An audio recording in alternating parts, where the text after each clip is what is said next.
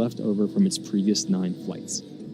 The first stage accelerates the vehicle through the Earth's atmosphere into space with the help of 9 Merlin engines located at the base of the rocket.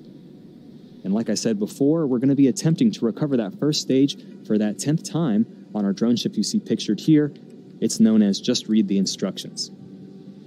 Going further up on our vehicle, you'll see a black carbon fiber interstage ring, and on top of that is that white Falcon 9 second stage, which has a single Merlin vacuum engine. We call it the MVAC engine. Once first and second stage separate at 2.5 minutes after liftoff, the MVAC engine will ignite and eventually carries the Starlink satellites into an elliptical orbit around the Earth. And at the very top, you'll notice the large nose cone at the very top of the rocket. This is called our fairing. That's where the stack of 60 brand new Starlink satellites is safely enclosed.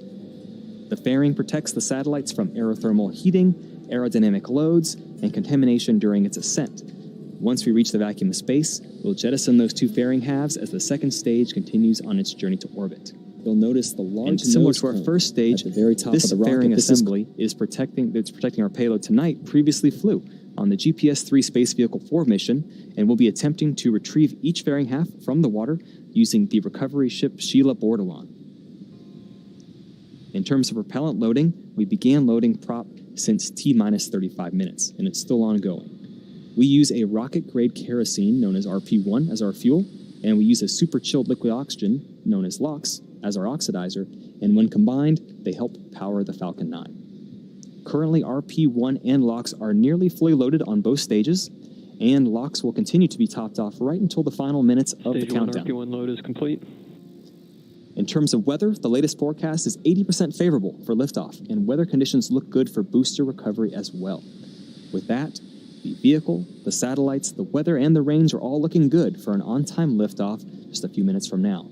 But if for some reason we do not launch today, we have a backup launch opportunity available tomorrow, Monday morning at 2:21 a.m. Eastern Time.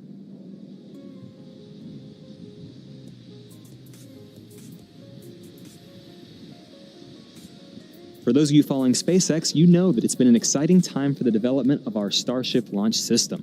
Just a few days ago, on Wednesday, May 5th, Starship serial number 15, known as SN15, successfully completed SpaceX's 5th high-altitude flight test of a Starship prototype from Starbase, Texas. Our Starship spacecraft and Super Heavy rocket, collectively referred to as the Starship, are designed to be a fully reusable transportation system that can carry both crew and cargo to Earth's orbit, the Moon, Mars, and beyond. Similar to previous high-altitude flight tests of Starship, serial number 15 was powered through ascent by its 3 Raptor engines, with each shutting off in sequence prior to the vehicle reaching its apogee approximately 10 kilometers above sea level. SN15 then performed a propellant transition to the internal header tanks, which hold landing propellant, before reorienting itself for re-entry and a controlled aerodynamic descent. Finally, the Raptor engines ignited as the vehicle performed the landing flip maneuver immediately before successfully touching down on the landing pad. Now, these test flights and Pathfinders are all about developing a transportation system that can help humanity return to the Moon, travel to Mars, and even go beyond. Please stay tuned for additional test flights in the days ahead, and be sure to check our social media accounts for more Starship updates. We're currently about 4 minutes from liftoff, and Falcon 9 is now moving into those final stages of the countdown. We're currently waiting for the next milestone. That's where the transporter erector, or the TE, will retract. That's the white painted structure right next to the vehicle. First, you'll see here, it's happening right now. Actually, the TE clamps have opened, and then the transporter erector will begin to retract away from the rocket ever so slightly, just a few degrees. You can see it happening right now, actually. And then it'll wait there for a few minutes, and then it'll move again at T-minus 0. Hydraulics are going to pull the TE farther away from Falcon 9 as it lifts off and helps create space for Falcon 9 to clear the pad. Think of the TE as kind of the umbilical cord to the rocket. It provides liquids, gases, electrical connections, all to the second stage, and also provides air conditioning to the payload fairing. In terms of propellant, the first and second stages are nearly fully loaded with 1 million pounds of kerosene fuel and liquid oxygen. Superchilled liquid oxygen is our propellant oxidizer, and that's what's creating those white clouds you see forming around Falcon 9 near the inner stage.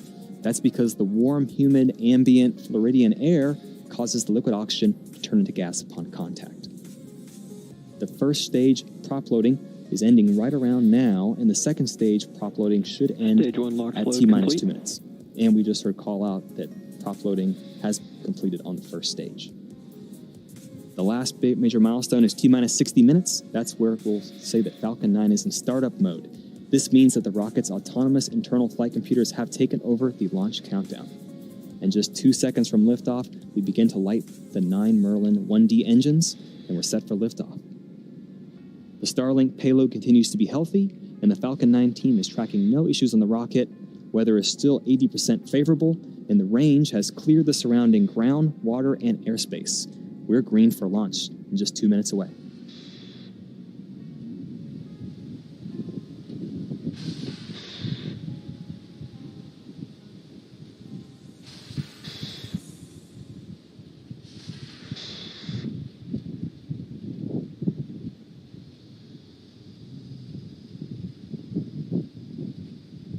At this point in time, just under 2 minutes, LOX loading on the second stage is wrapping up. Stage 2 LOX load complete.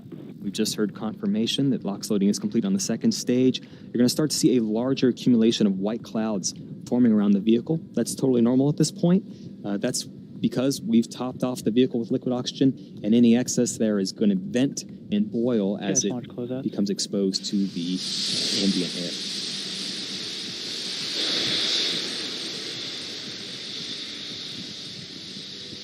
This time, the first and second stages are beginning to pressurize for launch, and we're about 10 seconds away from that startup call-out.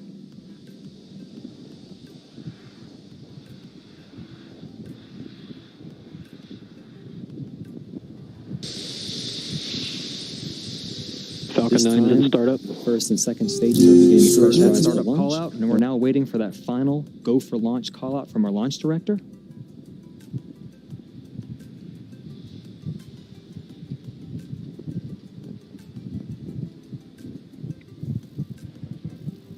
Falcon 9, Starlink, LDs go for launch. We're ready to go. Falcon 9's ready to go. All systems are go for launch. Now let's listen into the terminal count and watch as Falcon 9 takes our 60 Starlink satellites into orbit on its 10th flight.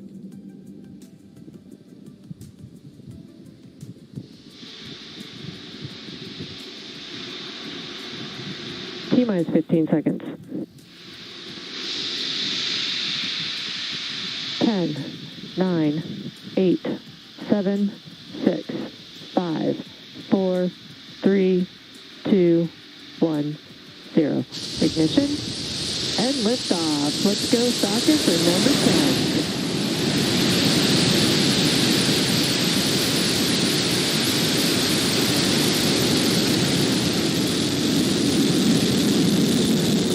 Vehicles pitching down. Stage 1 chamber pressure is nominal.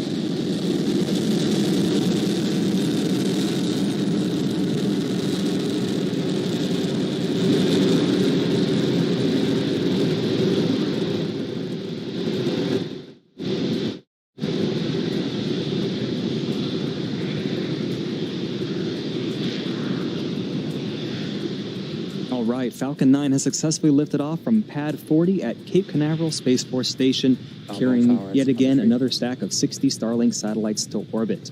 Just moments ago, we throttled the engines down in preparation for max Q. That's the point of maximum aerodynamic pressure, occurs right after we go supersonic. After this point, we're then able to throttle the engines back supersonic. up. That call is just about 10 seconds away.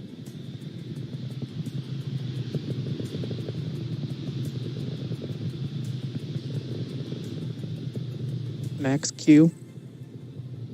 We've successfully crossed the max Q threshold. We're throttling our Merlin engines back up. As the atmosphere gets thinner and thinner, the stresses on the vehicle continue to diminish. And we're just about a minute away from 3 major events happening one after another. Main engine cutoff, known as MECO, stage separation, and second engine start 1. To explain the first one, MECO, this is where all 9 M1D engines shut off and they slow the vehicle down in preparation for stage SEP. And that's where, once again, the first stage and second stage separate. Stage 1 makes its way back down to sea level for landing, and stage 2 continues its primary mission, along with the fact that the MVAC engine lights up and propels that second stage along with the Falcon 9 Starlink satellites is to following orbit. a nominal trajectory. We're 30 seconds away from those events. Falcon 9 continues to be on nominal trajectory. Our MVAC engine is starting to chill to prepare for that second engine start just about 20 seconds from now.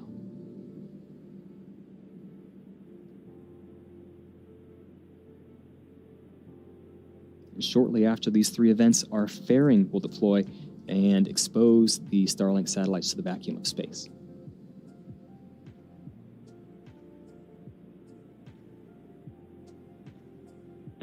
Main engine cutoff.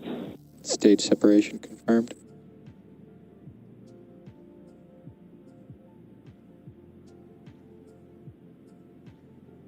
MVAC ignition. All good news so far. The 9 Merlin engines have shut down, our first and second stages are heading their separate ways, and our MVAC engine has begun burning and will continue to do so for about the next 6 minutes. Fairing separation confirmed. We have confirmation, and you can see it there. The two fairing halves have jettisoned and are heading back down. As a reminder, this is the second flight for these fairing halves, and we'll be attempting to recover them once again via a wet recovery from the contracted recovery vessel Sheila Bordelon. Everything is nominal so far. Both vehicles continue to follow nominal trajectories.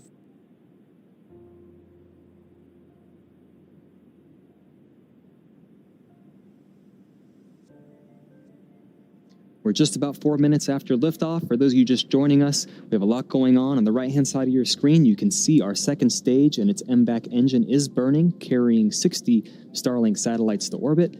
And on the other hand, we have our first stage beginning its 10th recovery attempt. As stage 2 continues to burn, as you see here, stage 1 is actually going to execute two separate burns in order to make its way back to Earth. The first of which is the entry burn. Just a little more than 2 minutes from now, 3 of those M1D engines will reignite. This helps slows the first stage down as it re-enters the upper part of the Earth's atmosphere and reduces the loads on the vehicle. After that burn starts, ends, and is confirmed successful, we get ready for our final burn, the landing burn. It's a single center engine burn that brings the vehicle speed down rapidly in order to land on the drone ship safely.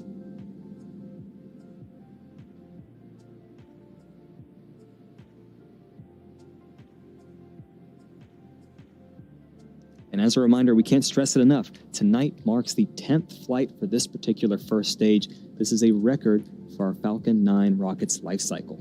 This particular booster first debuted